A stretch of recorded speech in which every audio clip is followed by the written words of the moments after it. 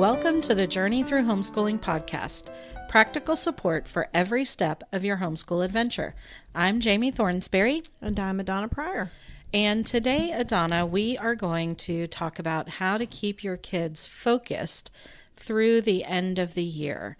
You know, it can be really hard in the area where we are right now. There's lots of end of the year performances going on. The weather has turned absolutely gorgeous. There's just a lot of activity, and it can be very hard as homeschool moms to keep ourselves and our children focused on finishing out the year well.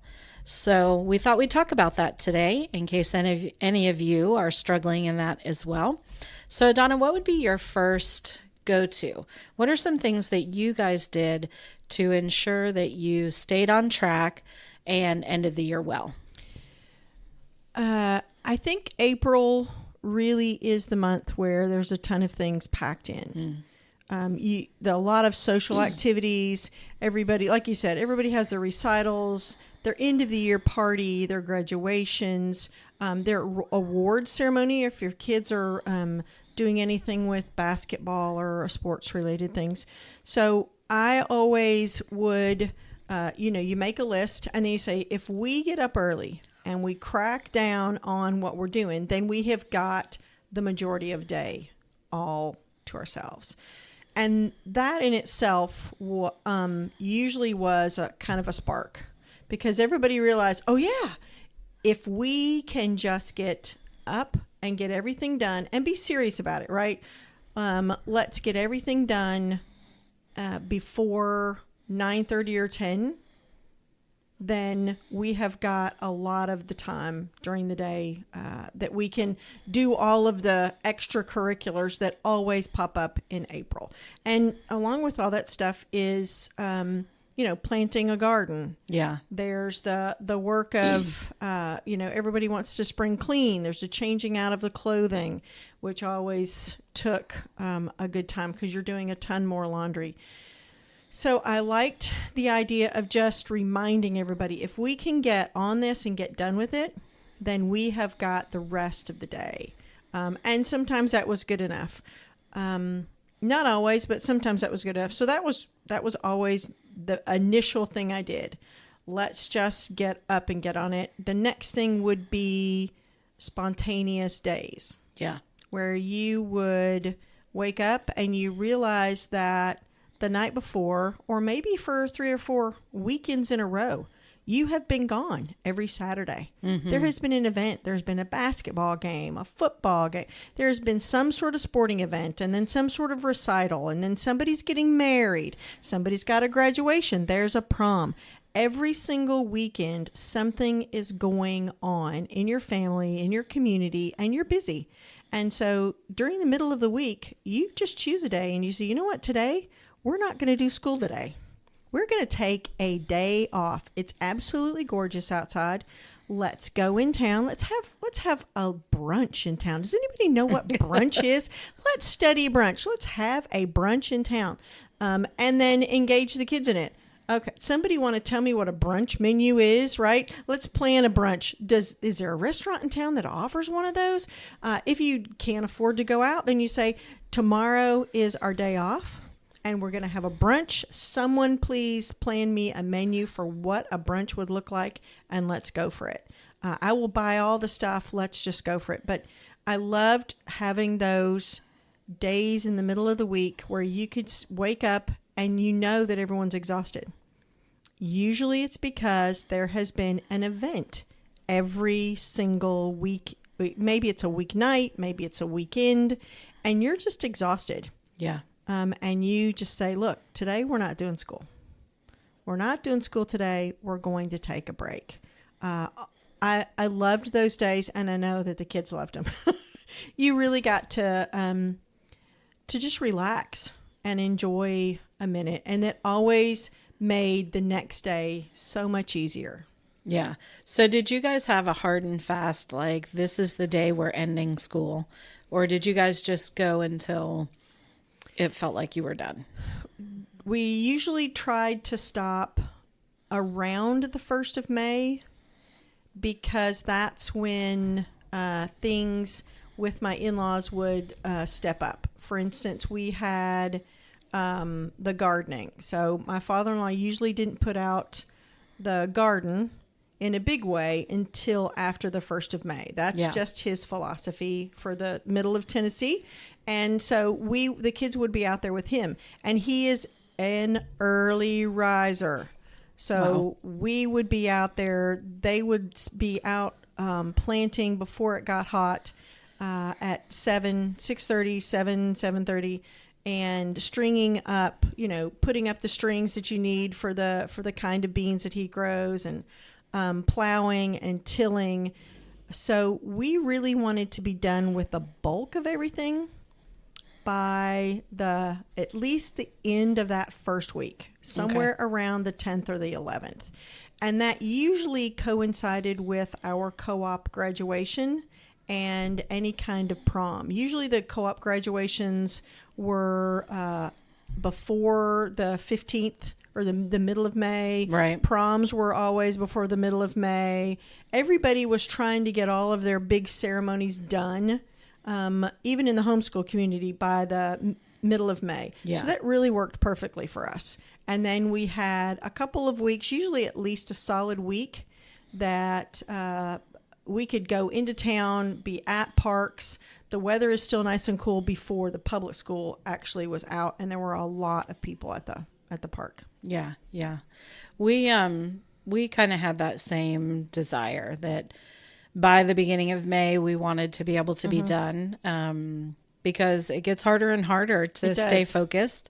And I realized very early on in our homeschool journey that focus often was more of a struggle for me, or maybe as much a struggle for me as it was for the kids, because, especially once we moved up here to Middle Tennessee, we were in a place with seasons, and, March, April, it starts getting light a lot later. We're where we are in the winter, it really gets, almost pitch dark at 4:30. Yes. And so you just feel like you should be outside.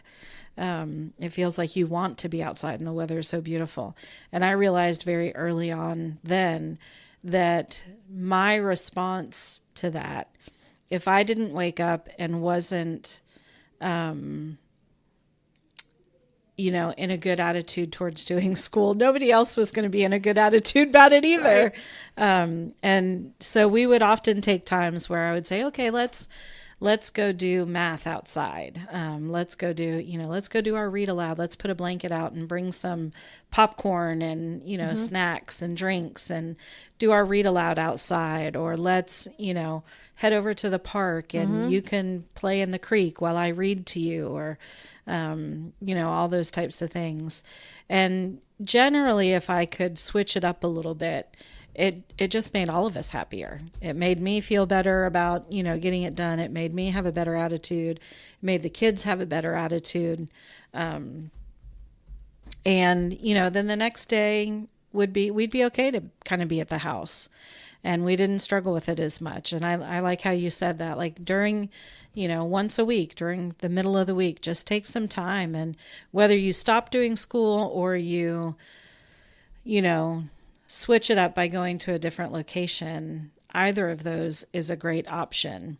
One of the really neat things about the city where we live in is that the community pool that's at the community center opens a couple of weeks before school closes. So if we could get, reading and math done by 10 o'clock, then we could get our snacks and spend an hour at the community pool. There would be practically no one there. Yeah. It would be gorgeous day. There's no school kids there, and you're just enjoying the time in beautiful May weather. Yeah. or late April. Now, sometimes it meant that you had to be judicious with your timing because the water may be colder than you wanted it to be. But at least you had a few weeks where you could go and sit without other people being present. So you were outside, and I loved it. I would take a book and the kids would swim. We did that, I think, 2 years in a row, and absolutely loved those few weeks where there's very few people out and about. Yeah, and I think back to the end of the year when they're younger was always a great time for us to search out and see if there were movies associated to any of the books that we read, whether for history or read alouds. And if we could get up in the morning, get our schoolwork done, then, I would plan maybe like a themed type lunch, like, a ballpark lunch. We would have pretzels and hot dogs and, some kind of special drink. And we would watch a movie about a book that we've already read. Those were some of the great days. And sometimes, honestly, it was just, hey, let's sit down and get this focused. And then everybody gets to do whatever they want for the rest of the day. Right. And that was a great way to keep them motivated to get the schoolwork done early enough so that it didn't become a fight. Because I really do feel like if you let it go too long, right, it really, really becomes hard to get back to it. Right. I think it was harder for me to keep going than it was for them. Yeah. They were outside a lot. They were doing a lot of things together. And when they were doing that, I was, housework, let's concentrate on this because you have to get schoolwork done. You have to have plans. So I really was the one who was chomping at the bit to get school over. And it was wonderful to have a day where my brain could just say, you know what, we're going to, like you said, watch a movie. Let's find a movie about the book we just read. Or something that has that theme, right? Yeah. We're at the end of the year. We're finishing up a particular, time period in history. Let's find some films that represent that particular time period, or some books that we really want to look at. So I loved having that. Mostly they were unplanned days where you realized that too much was occurring and you needed to have it, or you just woke up and maybe someone didn't feel well or you didn't feel well. Yeah, all the allergies going around. Allergies. Ooh. And so you said, today's you just spur of the moment, just decide today is going to be a day when we can't be outside because of allergies, but you know what we can do? We can have, like you said, a special day inside. Let's plan a menu. Let's look at what we've been studying and think of some foods that would fit with the area, the geographical area that we're studying or the time period that we're studying. Let's think of maybe helping someone else in our neighborhood today, right? Yeah. So all of those were really good, just a time off. And it helped everyone to refocus the next day because you were physically refreshed. Yeah, absolutely. So I really liked that. And after a couple years, I realized that this is probably something that I should start planning for. Right. The end of the year comes every year, and we always come to this point where we just feel like we're done, but we're not quite done yet. Mm-hmm. And there are things, not that, every year you have to get to the end of every book. Right. But there are things that, need to be wrapped up. Mm-hmm. And so a couple of years in, I realized, I should probably be planning for this. And a part of that was deciding that I was going to schedule our lessons so that we could be done earlier. When we first started, I really was more towards, like the end of May, June.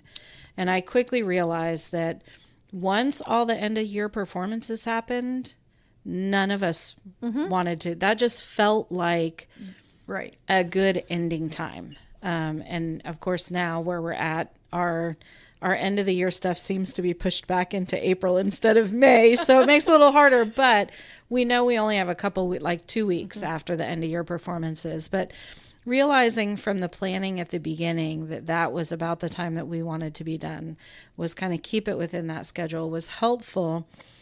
during the times that we were more refreshed and not feeling that spring fever or that summer fever, Right. to get a little bit extra in here and there so that we can ensure that we would be done more around that time. So it wasn't a fight.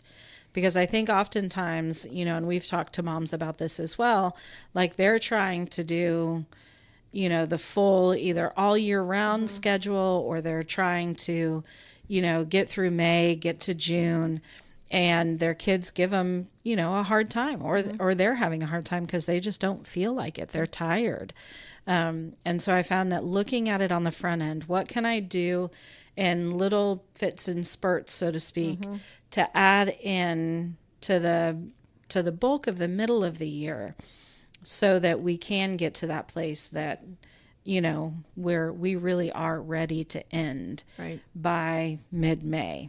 Yeah, as you're talking, I'm thinking about some of the things that we would do is just that encouragement of, if you can finish this particular book, then you're done with that subject. We're not going to pick up the next book until we begin again in July and August. That really encourages them to get up and get their work done a little bit earlier and sooner in the year.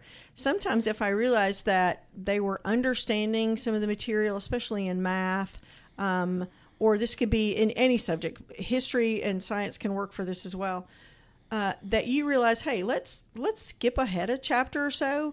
Can you do this particular work? Do you understand what we're doing here? Yeah. Yep, I can. All right, well, then let's keep going. Let's maybe skip some of this, or just do one page out of this particular chapter because you understand the concept, and let's move on a little bit faster. Yeah. And that's always encouraging when you can flip through those books, because if you hand a 10-year-old this really thick textbook in August, it can be very depressing Yeah. to look at it and say, oh no, I have to get through this. And I found that sometimes you can look at it and say, this, especially if it's something I've done with the first child and I'm at the second child, I can say, this chapter in history, this particular chapter right here, chapter 8, we can skip over that. So let's move right on to this next one. We've discussed a lot of those aspects. Let's just move on to the next one. So the more familiar you are with the curriculum that you're using or the style that you're using, sometimes you can pull in brief little aspects of a particular chapter and skip over it. We did that multiple times. Yeah, and oftentimes, if you're using a textbook like curriculum, a lot of times those end chapters are designed for review rather than new material, because guess what? The writer of that curriculum knew that by the time you got to the end, you might not want to do anymore. Yes. I will tell you that one of the most helpful things is to have a specific end date, and then don't change it. Even if things get messed up during the year, talk through these things with your kids. I have known people in my life who had a specific end date to a task, and that end date kept getting moved farther and farther out, and it was a huge psychological issue for that person. Yeah. So I remember when we would set a date saying, okay, we're going to stop here. Absolutely, we're going to stop, but we want to make sure that we finish everything. And if we don't, let's hold our place and let's finish it when we pick back up in July. Yeah. Or if you want to read it during the summer, you can read it during the summer. But really, we do have a specific end date, and try to adhere to that really closely. And if you can't, make sure that you're explaining that. Why, we have to do another couple of days or whatever it is. Yeah. Yeah, because it can be really hard for even us as parents to have that end date in sight, and then it's moved. 2 weeks back, and we're like, oh, what are we going to do? And then the kids on top of that, their morale drops. Yes, and absolutely. And everybody's in the dust, and it's not a fun place to be. Yeah. So do try to have a pretty good end date, and then let them know. Maybe circle it on a calendar that's on the refrigerator really big, so they can see that we only have a couple more weeks. Yeah, yeah. And if we get everything done, then maybe we can finish a couple days early. Because that was always a question. Oh, yeah. Oh, if I get this book done, do you mean we can stop a week early? Yes, you absolutely can stop a week early. So that was a huge motivator. Yeah, those are always good motivations to get it done earlier. And I'm thinking, particularly those children that struggle, throughout the year. Maybe they're, maybe it's because their age, maybe it's, because of, the curriculum that they've been using for the year, whatever it is. If you've had a particularly, hard year where it just seems like it's been a struggle, that end date is going to be really, really important. Yes. And we talk to a lot of homeschool families who, the moms are tired because, we struggle right along with our kids. The moms are tired, their self-talk is horrible. I'm not good at this. I can't do this. I'm not doing any service to my child. I'm failing. I feel like they're failing, which is never true. But that's just the way it feels. And oftentimes when moms are in that space, they will think, no, we need to keep going. My kid's behind. We just need to keep going through the summer and see if we can get them back to where they need to be. And I'm going to tell you, Mom, most of the time, that's not a good plan. Right. You need an end date, whether you end and start the year early, in the fall, whether you take a month off and, only a month instead of the 2 months or whatever, you need to honor that end date. You both need it, you and your kids. Because you need to sometimes step away from a problem to be able to see things more clearly. You need to give everybody a breather so that, that wall to learning isn't as staunch as maybe it can get to. I remember one particular year, one of my kids really struggling in a subject, and it was very tempting to say, we're just going to, bulldoze through this until we can figure it out. And, another mom said to me, Jami, don't do it. Give him a break, take some breathing time, have some fun, let all the, anxiety and all the stress, wear off, and either come back to it early or just start up with it in the next school year. And I thought to myself, I don't want to bring this into the next school year. But I followed the advice and I gave us a break. And you know what? When we picked it back up 2 months later, it was a totally different situation. Right. Totally different. There was no anxiety. There was no tension. It wasn't a struggle. And it was the best thing that we've ever done. Yeah. One of the things that I tried to do, and I did not do this well, excuse me, at all, and that was to get out of the house and do something out of the house. The problem with being in the house and doing things in the house is that your brain goes to all of the things you can be doing. So in other words, if you say, hey, you know what we're going to do today? We're going to have popcorn and we're going to sit here and watch this movie and we're going to have a hot dogs. It's going to be fabulous. And then 15 minutes into it, there's a ding, ding, ding with the dryer. And you go, okay, yeah, okay. Oh, this is a fabulous part. And you run and you go do that load, right? And then you realize that, well, you can do another load while we're sitting here. And then you look over and, oh, by the way, the dishwasher has stopped. And, did I take out the beef that we're having for supper? Let me get that out really quickly. And pretty soon it has become a work day for you. You haven't relaxed at all. You haven't sat down with your child. You haven't had a moment of time when you're with your kid. So do try and take at least a day or so or a couple hours and get out of the house. Go somewhere out of the house where all of that pressure is not around you. We didn't have the money to go on vacations, but I did want to have moments where I wasn't surrounded by all of the tasks I had to do and all of the tasks that they had to do. All their chores had to get done. I wanted to be out of the house and just let my brain relax away from the reminders. That's also a reminder to shut your phone down. Yeah. Right? Turn your phone off. Go somewhere where you all can have a picnic outside and just turn everything off and sit and play. Take a football and throw a football.